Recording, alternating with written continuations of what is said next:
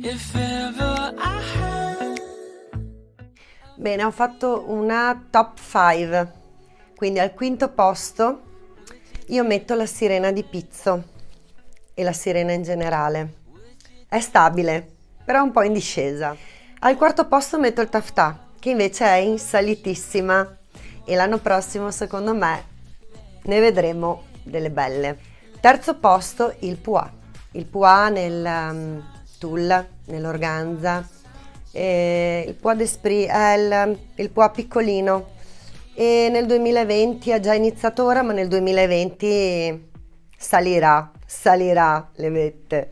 Al secondo posto io metto l'organza come tendenza morbida, fluida, non organza statica.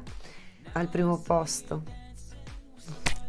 come non mettere il mio vestito da sposa, il tulle. Il tulle in tutte le sue forme, con le maniche tattoo, con il pizzo, tulle, largo, bello, vaporoso, tulle, numero uno, incontrastato.